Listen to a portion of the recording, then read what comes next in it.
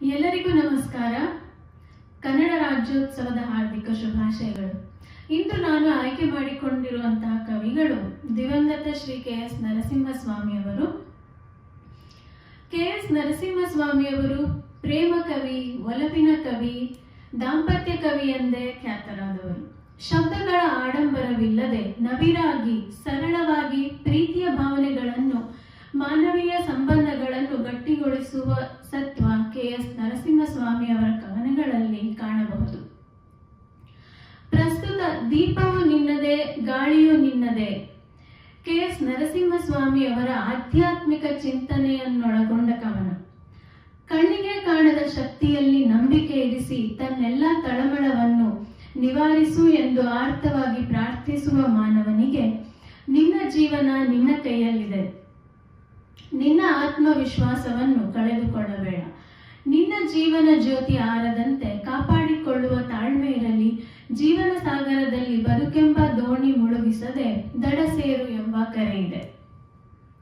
ಜೀವನದಲ್ಲಿ ಕಷ್ಟ ಸುಖ ಕತ್ತಲು ಬೆಳಕಿನಂತೆ ಆಟವಾಡುತ್ತಿರುತ್ತವೆ.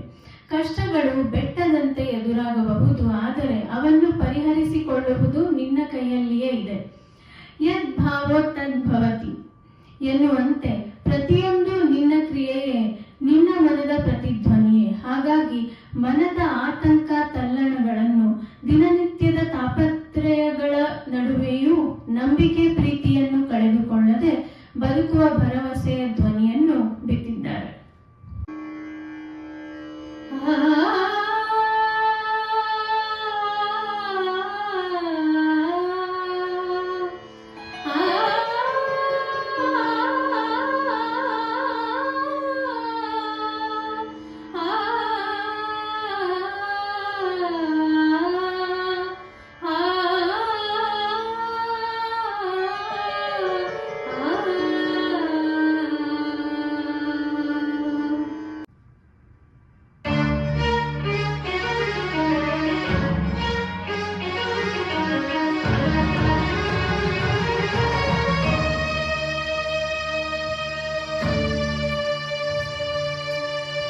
ದೀಪವು ನಿನ್ನದೇ,